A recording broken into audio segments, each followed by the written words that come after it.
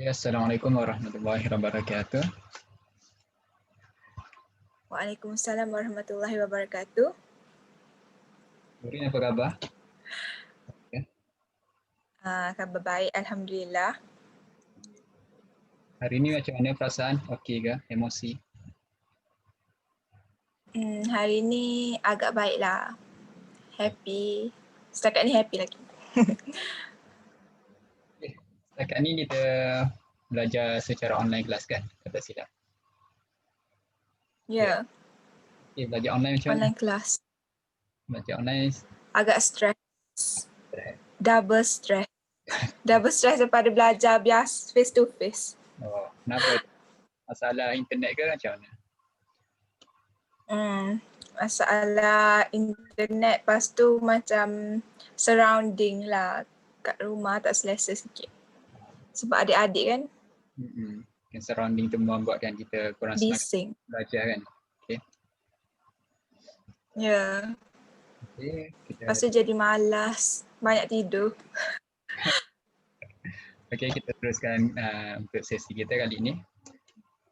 Sesi pertama kita, saya telah memberikan satu borang biopsikososial kepada Nurin dan Nurin telah jawab dengan bagus. Saya juga telah analisis dan membaca borang psikososial Nurin ini.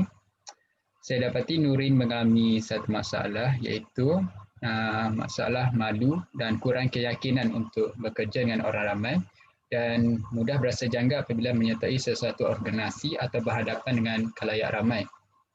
Okey, di sini juga Nurin menyatakan masalah ini mengganggu kehidupan harian Nurin, menyebabkan Nurin tidak fokus dan mudah merasa rendah diri dengan orang sekeliling, iaitu juga sekaligus mengganggu pelajaran Nurin.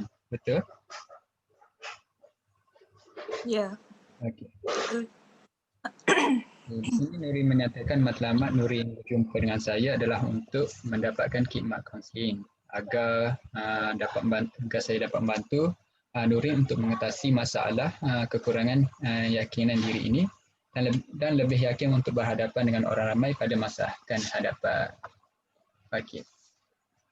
Selepas Nurin borang ini, saya telah memberi satu inventory untuk mengukur tahap masalah Nurin yang hadapi ini.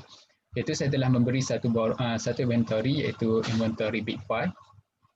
Dalam inventory ini saya dapat mengukur 5 benda, 5 aspek terhadap diri Nurin. Yang pertama adalah extraversion, iaitu untuk mengukur tahap bersosial Nurin atau suka bergaul.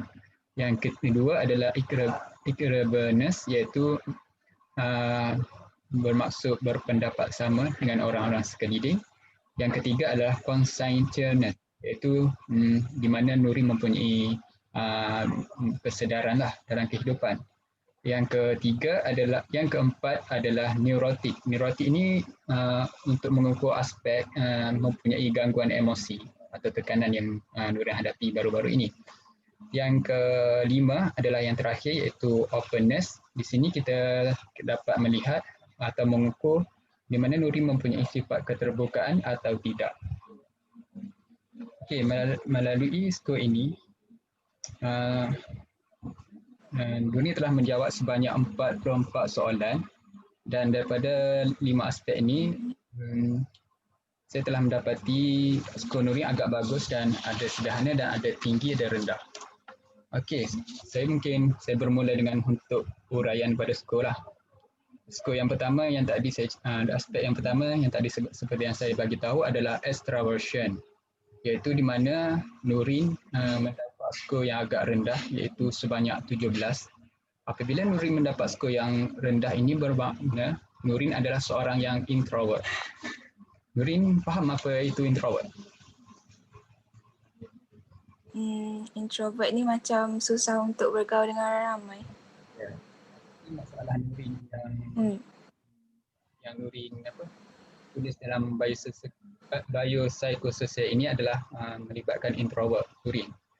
Dan skor ini juga mendapati Nurin adalah seorang introvert yang di mana mempunyai satu ciri iaitu adalah salah satu cirinya adalah malu, kurang keyakinan diri untuk berhadapan dengan orang ramai, tak suka menjadi perhatian orang banyak berfikir sebelum bertindak, cepat penat apabila bersosial. Adakah kenyataan ini dapat menggambarkan diri Nurin? Ya. Ya. Saya memang seorang yang introvert. Ya. Jadi Nurin bersetujulah. Jadi Nurin bersetujulah dengan skor yang dinyatakan ini ya, bahawa Nurin seorang introvert.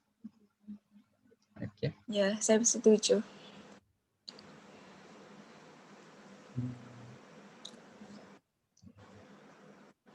Boleh saya tahu, ada ke pengalaman atau kisah silam atau apa-apa yang boleh yang menyebabkan Nurin menjadi seorang introvert?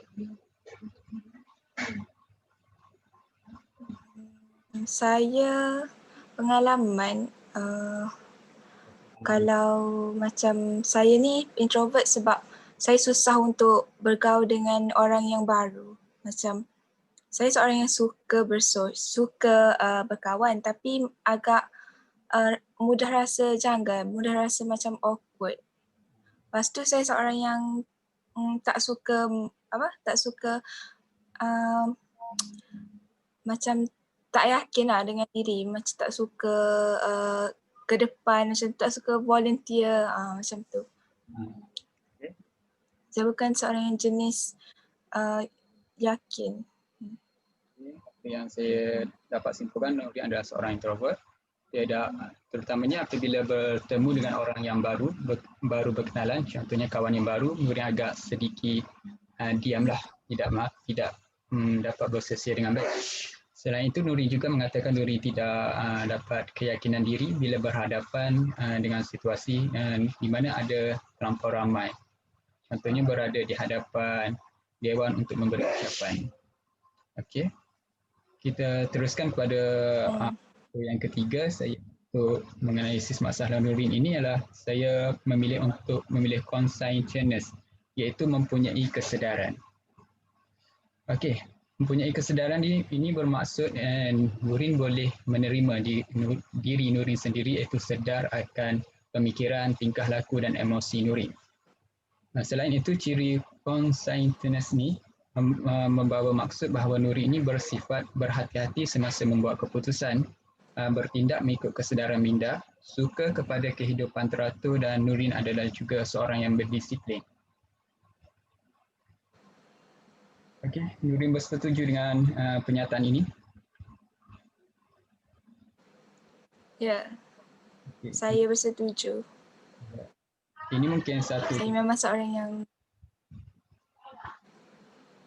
ini mungkin satu kelebihan lah kepada diri awak sebab conscientiousness awak ni menunjukkan tinggi iaitu mendapat 31 markah di sini.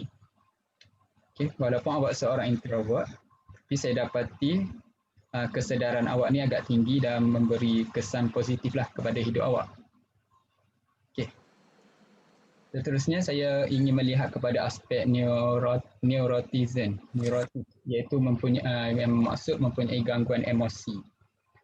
Tapi apabila saya melihat kepada borang biopsikososial ini menunjukkan Nurin amat tertekan rasa bimbang dengan masalah yang Nurin hadapi ini, iaitu kurang keyakinan diri dan pemadu dengan orang sekeliling.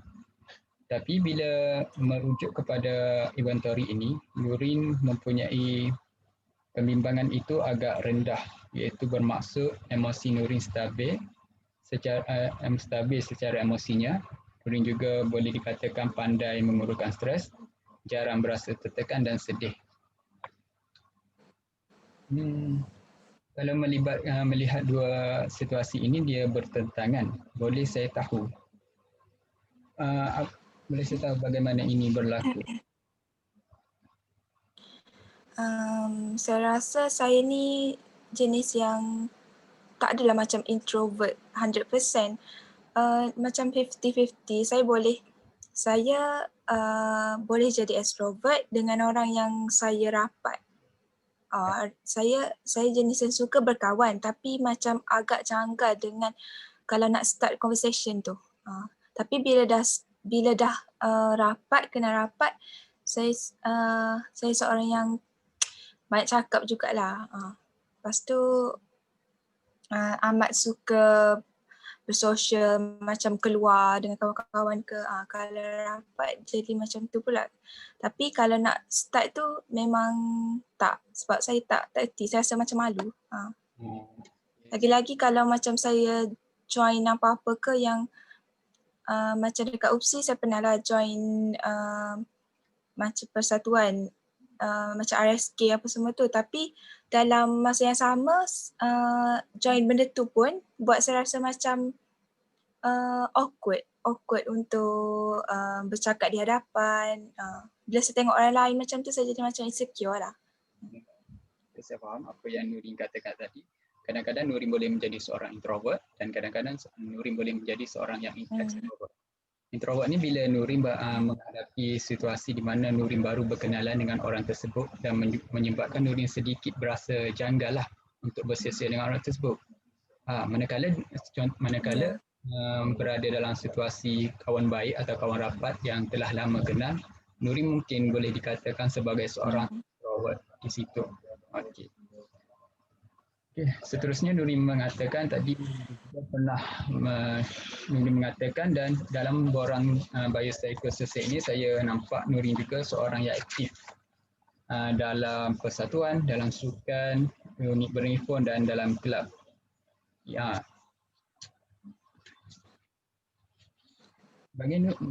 Contohnya bila Nurin menyertai ini, bagaimana Nurin mengurangi perasaan kurang keyakinan diri Nurin tersebut? Bagaimana contohnya soalan saya bagaimana menghadapi perasaan kurang keyakinan itu? Macam contoh saya join tu sebab saya ingin cabar diri saya lah. Macam orang lain kalau masa saya first masuk RSK tu saya rasa macam nak cabar diri saya untuk mencuba sesuatu yang baru, bukan duduk dalam kelompok yang sama, macam nak kenal orang baru, lepas tu nak buat sesuatu yang saya tak pernah buat. Memang saya ni seorang yang macam memang tak yakin lah, kalau dalam kelas pun memang bukan seorang yang berani ke hadapan, tak. Masa tapi saya join benda-benda tu macam join persatuan, join benda-benda berkaitan dengan unit U tu, RSK tu, jadi buat saya rasa macam lebih yakin, lepas tu lebih pandailah sesuaikan diri dengan orang baru. Sebab saya join semua ni sebab saya nak cabar diri saya. Okay, di sini saya nampaklah Nurin mempunyai kesedaran lah terhadap masalah Nurin hadapi ini. Dan Nurin aktif dalam beberapa persatuan atau kelab, contohnya seperti RSK tadi, adalah Nurin untuk berusaha untuk berubah dan melawan sikap malu dan kurang keyakinan itu. Okey, saya nampak di situ ada satu perkara positif dalam diri Nurin. Okey. Selain itu saya teruskan kepada neurotik tadi. Saya nampak Nurin tidak berasa bimbang dan boleh saya mengatakan untuk skor bimbang ini, untuk skor neurotizen ini agak berlawanan dengan sikap Nurin sekarang kerana sekarang Nurin menghadapi online kelas di mana tidak perlu berhadapan dengan khalayak ramai atau menyebabkan skor ini menunjukkan Nurin berada di tahap kebimbangan yang sangat rendah. Nurin bersetuju dengan pernyataan itu? Okey. Ya, saya bersetuju. Okay. Saya rasa setakat itu sahajalah untuk sesi kali ini. Okey.